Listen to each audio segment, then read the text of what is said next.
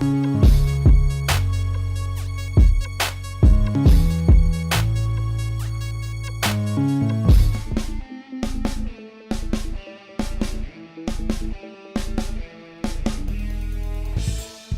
afternoon, and welcome to From Where We Are, stories of news and culture through the lens of USC and Southern California. I'm Sophia Ainsworth, and we're coming to you live from Studio B in USC's Annenberg Media Center. And I'm Michael Kahn. It's Wednesday, November 20th. On today's show, we hear from USC Gould School of Law on what to expect with immigration under Trump's administration. We speak to community members at the 10th annual turkey giveaway in Inglewood, and we'll give you the inside scoop on the rest of Conquest Week. All that and more from where we are. But first, here's today's headlines. In Ukraine, the United States has closed an embassy in Kiev over a significant air attack threat. The decision was made after Ukraine struck Russian territory with U.S.-supplied long-range weapons, and President Joe Biden authorized the provision of anti-personnel landmines to Ukraine for defense. The embassy states they had closed out of abundance of caution, and that employees were being asked to shelter in place. Italy and Greece joined the U.S. in closing their embassy doors after the warning. The war had reached its 1,000th day on Tuesday. The incoming Trump administration is set to gain 1,402 acres of land along the Texas-Mexico border to strong-arm mass deportation initiatives. The state's land commissioner, Don Buckingham, purchased this aforementioned land from a farm located in Texas with the goal of aiding in build-a-wall efforts. She has publicly affirmed her support for President-elect Donald Trump and the construction of his proposed deportation facilities. Trump has been outspoken about his plan to enact a national emergency, which would mean utilizing militaristic force to carry out his mass deportation plans. California Governor Gavin Newsom issued a proclamation today declaring November 20th as Transgender Day of Remembrance. Trans Day of Remembrance began in 1999 to honor Rita Hester, a trans woman who was killed in Massachusetts. Today, gender nonconforming people are murdered at a much higher rate than the national average, and the majority of victims are Black trans women. Trans Day of Remembrance brings awareness to the unacceptable violence and discrimination that trans and gender nonconforming people have faced throughout history, as well as celebrating, uplifting, and honoring our trans community. Singer-songwriter Liam Payne's funeral service was held this morning in England. Liam Payne is best known for his hit solo singles and career with the band One Direction. This private ceremony took place just over a month after the 31-year-old's passing that left both fans and loved ones in shock. His former bandmates Harry Styles, Niall Horan, Louis Tomlinson, and Zayn Malik were all in attendance, as well as family members and other celebrities. How does USC support our international graduate workers? How do they expect international grad workers to go home, see their families, rest, and renew their visas when they give us 6 days of paid time off over winter? USC's Graduate Student Workers Union met in protest today outside campus landmark Tommy the Trojan. With the slogan, "Keep the Promise," student workers are outraged at the elongated academic calendar, reduced time off, and lack of childcare resources. The changes made to the graduate student worker schedule heavily undercuts paid time off, inconveniences the travel of international graduate student workers, and does not provide adequate research grant funding, all among some of the many violations of the previously signed union contract.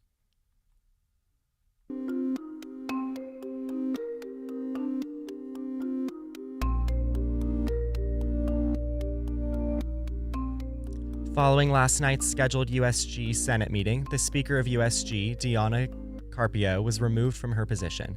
Sophia Ketterer has the story. Diana Carpio, Speaker of the Undergraduate Student Government, was removed from her position Tuesday night. An unanimous vote was held where a 2/3 majority of senators was needed to enact the removal. Carpio thinks the decision to remove her was more personal than professional. She says she experienced some personal conflicts starting at the beginning of the school year. Here's what Carpio told Annenberg TV News. Being speaker means you're entertaining the interests of several students, of several senators, of several members of cabinet, of several people in USG. It's a very, I think, unseen job, and it's very hard for that reason because you start to lose what your interests were in staying in student government. And for me, it seems like I was more committed to USG than I was to myself. According to Carpio, there was a regular 7 p.m. Senate meeting, followed by a second meeting where the decision took place. Carpio says a secret ballot was submitted and it was a quick 5-minute process. Shortly after the meeting, she received an email saying that by 2/3 majority, she was removed from her speaker role. Following USG's decision, Carpio plans to resign from USG entirely. Carpio says that at the end of the day, she does not take a personal grievance from the decision. She says the speaker is supposed to represent the Student Senate's interest. I think it was a little hard to walk back into working with colleagues who didn't necessarily respect my leadership or I would feel inclined to necessarily work on projects with afterward. Current undergraduate Vice President Brianna Sanchez said that there were different ideas on what the role of the speaker should be. Very differing perspectives in just the Senate themselves. So I know some senators felt certain ways and other senators felt completely opposite. According to Sanchez, USG respects Carpio's decision to resign and wants to ensure that she still has a good legacy in USG. The process to elect a new speaker will begin soon. For Annenberg Media, I'm Sophia Ketterer.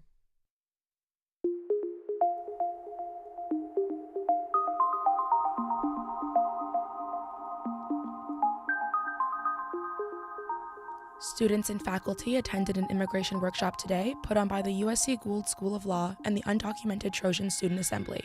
The main idea was to empower immigrant students and their families ahead of promised immigration crackdowns by the Trump administration. Sienna Arquiza has the story. President-elect Donald Trump has promised mass deportations when he takes office in January. It is still not clear how much of this he'll be able to do. But today, USC legal experts told students that they and their families have rights, regardless of their immigration status. What we were talking about is know your rights. Prepare for the worst, because if something does bad happen to you or to your sister or to your father, there are rights. That's Niels Frenzen, law professor and director of USC's Immigration Clinic. There are things that can be done to protect someone if they're arrested by immigration officers. Educate yourself now so that you know what you can do if that horrible thing happens. Frenzen and other experts mentioned a few examples. For one, if questioned by an immigration officer, it's okay to refuse to speak with them or answer questions. It's okay to insist upon speaking with a lawyer first. If immigration officers come to your door, you don't need to open it. Ask to see a warrant signed by a judge. The USC legal experts also noted that a document called a warrant for arrest of alien is not a judicial warrant. They also advised that immigrants who are vulnerable carry a Know Your Rights card with them and that they make emergency plans with their family in case they're arrested. Frenzen added that people who are undocumented should speak to an attorney to see what options they have for legalizing their immigration status. Educate yourself about whether or not you have any way of legalizing your status. Most undocumented people do not, but some do, and unless you speak with an immigration lawyer, you don't know that. So explore whether or not you have ways of legalizing your status. Among the students, there was Consuelo Vidal Perez, a senior majoring in law, history, and culture. She's from the Northern California farming community of Watsonville, where more than a third of the population was born outside of the U.S. Vidal Perez says it's important to learn about these rights, even if you're not directly affected, noting that a lot of people have families of mixed immigration status. Having informational meetings like this definitely helps ease a lot of our students and a lot of our community members. I also think that even if you're not directly affected by these things, it's important to attend them so that you can give this information to those that you know are going to be affected. And a time to learn those rights is now. For Annenberg Media, I'm Sienna Arquiza.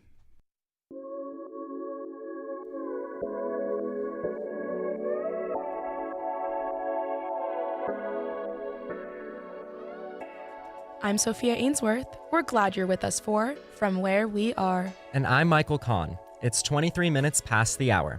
Coming up, we talk to community members at the turkey giveaway in Inglewood and give you all the details you need to enjoy the rest of Conquest Week.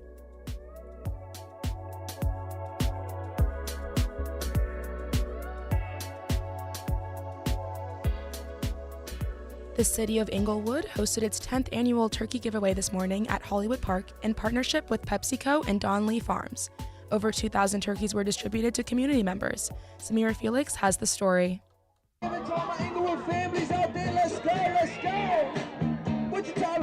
Stations stocked with turkeys, boxes filled with traditional Thanksgiving ingredients, and beverages lined the Hollywood Park parking lot this morning, ready to be distributed to Inglewood community members. The drive-thru event had lines of cars forming before the event formally began at 9 a.m. Inglewood native and notable rapper Mac 10 shared the importance of showing up for his community. It's a beautiful thing. Look at all these people, all these cars, you know, already out here early in the morning, you know, so it's just a blessing to be able to do this for the community. City of Inglewood Mayor James Butts was there to kick off the event and highlighted giving back to the community during the holidays. In every community, there's times of Thanksgiving when there are people that don't have what they should have. And here in Inglewood for the last 13 years I've been mayor, we make sure that no family in this community goes without having a great Thanksgiving meal. Let's take it. According to the Los Angeles Regional Food Bank, 1 in 4 people in Los Angeles face food insecurity. Due to the increase of costs in Los Angeles County, many people who work often can't make ends meet. Los Angeles Regional Food Bank Development Officer Roger Castle gives an insight on the bank's distributions. We rescue millions of pounds of food every month in LA County and distribute that out. Last year we did 115 million pounds of food. This year we're looking to do more. The boxes that were given away included russet potatoes, carrots, Granny Smith apples, and canned goods like green beans. Anthony Jimenez, a volunteer at the event and a Pepsi merchandise manager, said in recent years it has become harder for many families to buy the ingredients necessary for a Thanksgiving dinner. It's a struggle. Over the past few years, it's a struggle to go out and go shopping. You know, a few years prior, you could fill up your shopping cart for $100, and now you get a couple items and it's $100. So I think it's really important, you know, again, to just really give back to the community. People like Erica Malburn, president of the Inglewood Alumni Chapter of the Delta Sigma Theta sorority, have been volunteering at the event for many years. And we just enjoy being able to see the smiles on the different family members' faces and being able to see the joy and being able to give back. Los Angeles County is home to one of the largest accounts of hunger. To help combat this issue, the Los Angeles Regional Food Bank, a partner of the event, has other resources available on their website, lafoodbank.org. For Edinburgh Media, I'm Samira Felix.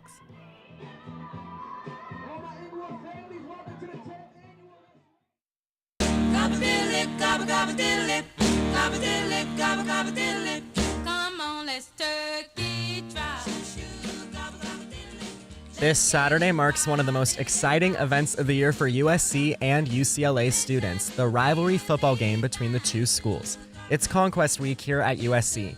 This cherished tradition is filled with exciting events and celebrations leading up to the big game. Melody Lee takes a closer look at how the U.S. community comes together for this weekend of excitement. One of the highlights of Conquest Week is a health-focused initiative, the Blood Drive. USC is taking part in the Big Ten Abbott We Give Blood Drive.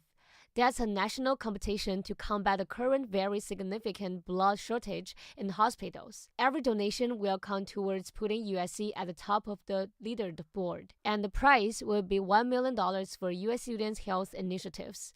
Tomorrow is the last day to help make it happen. Let's rally together, Trojans. Tomorrow is also Drug Take Back Day. You can discard any medications and drugs you no longer need safely at USC pharmacies. Conquest Week wouldn't be complete without some music and celebration. Tomorrow from 6 to 11 p.m., USC will host concerts. Max Bennett, aka Robbie Shapiro, from the TV show with Victorious, will DJ a set. Students of USC, I checked the syllabus and I didn't see Party 101 anywhere, so I'm bringing it your way November 21st. Fight on! Let whoever earns the coconut bear it. Popular USC alumni artist Jensen McCrae will play. I think I lost something in the water. I tried to swim to it. And another Trojan alum, Sam Short. I don't wanna get hurt, I just wanna get some. So use your hands to touch my body. With great music, delicious food, and plenty of Trojan spirit, you won't want to miss this. Of course, we won't forget one of USC's most time-honored traditions, protecting our beloved Hakuba, Queen of Troy, and also Tommy Trojan statue. From the UCLA invaders who come here annually to deface our first couple. This important task of 24-hour-a-day protection falls to the Hellenes and the Trojan Knights organizations, dedicated to upholding school spirit and safeguarding our campus icons. During Conquest Week, they stay there a whole day and night to make sure the statue is unblemished. But this year is a little bit different. Following the pro-Palestinian overnight encampment earlier this year, rules were put into place to prohibit tents and overnight sleeping on USC campus. So this year, the Helene and the Knights will be there, but without their sleeping bags and tents. Sandy Kuo is vice president of the Trojan Knights. Really makes us feel like we're part of something bigger than ourselves and really connected to our school and to this really just fun activity, which is just it's a great time. We get to, hang out and get closer and bond and, do something that makes our school a more spirited place. International relations students Logan Christensen says protecting Tommy and being a Trojan Knight is about fostering a deep connection with USC, its history, and making friendship along the way. Oh yeah, I think this tradition's a great tradition. It's lighthearted fun, and in today's world there's a lot of kind of negative, upsetting things happening, so it's fun to have a very harmless rivalry and kind of use that opportunity to spend time with friends. Christensen says the Knights have many tasks during this special time. Because it's Conquest Week, I think it's only fair we bring up the victory bell. We exchange the victory bell between the winner of the USC-UCLA football game. And so obviously it's a lot of fun to get that victory bell back from UCLA, sand it down and paint it its rightful cardinal. We've got a lot of fun traditions, painting in the student sections for not just football games, but also women's water polo games. It's tradition, and Trojan Knight Sandy Kuo hopes it goes on for many years. And it's the people who, were in Knights before us did the same, and hopefully the people that are in Knights long after we're gone will do the same. Conquest Week is not only about sports games, but also the spirit heritage of Trojans. We came, we saw, we conquer, no matter on sports field or in real life. It's such a week we can expect great things. Let's enjoy, chill, and have fun.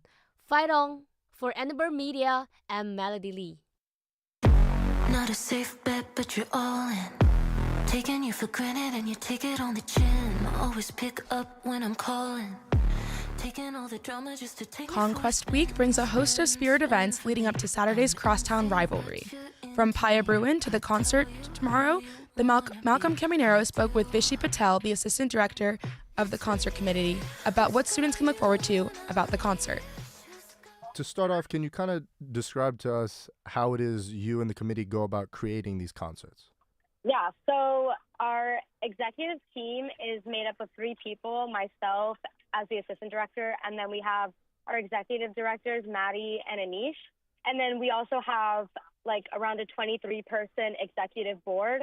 So that consists of teams that work on production, risk, hospitality, experience, marketing, and a bunch of other things to help put this concert together because it takes a lot. And yeah, we all work together to coordinate our vendors like staging, fencing, booking the food trucks, and obviously marketing the event to the student body. Awesome. And we appreciate all the work that y'all put into it because I know a lot of the students tend to enjoy these concerts. Can you kind of describe to us how you go about picking the musicians? Because I saw Jensen McCrae's on the lineup, Sam Short. How is it that y'all go about deciding which musicians play at which shows? Yeah, so that's a complicated process. For Sam Short and Jensen McCrae, they are both USC alums.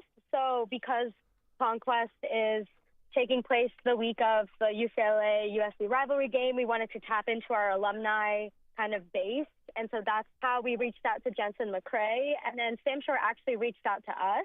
So we were like, perfect, this is awesome. So that's how we kind of booked those two. And then for our headliner, Channel Chase and Matt Bennett with Party 101, we have typically college agents that we reach out to when we're looking to get quotes for artists and we're interested in booking certain artists. So we'll reach out to a creative artist agency, United Talent Agency, Wasserman, William Morris Endeavors, all of these different agencies that, and we work with college agents specifically, and then we'll ask them which artists are available, what their quotes are, and so USG gives us a budget for the whole year, and so it's up to us as the executive team to kind of divide up that budget on how much we want to spend for each show, and that includes how much we're spending on artists, staging, and food trucks, and all of this other like different productional aspects of this concert. And so for the musicians, we reached out to a bunch of different artists, and some were available, some were a little out of our price range, and we were able to, we got really excited and lucky that Channel Trace and Party 101 were both available for November 21st. And so, yeah, that's kind of how we move forward with them. That's awesome. And just off a final question, we got the big game on Saturday. We got a lot of different events going on throughout the week. The concert tomorrow, Pie a Brewin' today. A lot of different excitement culminating for the big game on Saturday. How does this concert connect to Conquest Week as a whole and kind of the excitement around both campuses? So not only is Conquest Committee throwing a concert, but we are partnering with Trojan Pride, who they do the Pie a Brewin'. They are also kind of co-producing this concert with us because we have a pep rally, which starts at 5:30 tomorrow. And so we'll have the athletes come out, we'll have the band come out, the song girls, Cardinal Divas will be there. And it's a spirit and a pep rally, which is what kind of ties in our relationship to athletics and to the game and how we want to get people excited for the game, as well as just this whole week in general. I feel like there's been a lot of buzz about the UCLA and USC game. So, yeah, I think that's kind of how we relate to Conquest in this concert. We're just kind of getting the excitement up and getting the student body just excited for the game on Saturday, and providing an experience for everyone that's really passionate about USC, and just providing an experience for the student body. Well, thank you so much for your time, Virshi. We appreciate it. And go Trojans. Good luck with the concert and have fun at the game. Thank you. Fight on. That was Puppy by Sam Short.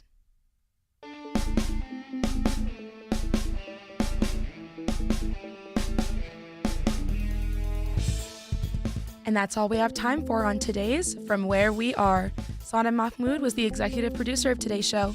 Malcolm Caminero produced today's show. We also had help from Kyle Loke, Cindy McLean, and Dana Hammerstrom. Our board operator is Nandini Moni. Our audio director is Leslie Berestein Rojas. Our audio coach is Jamila Hammond. Our technical advisor is Sebastian Gruba. And Derek Renfro composed our theme music.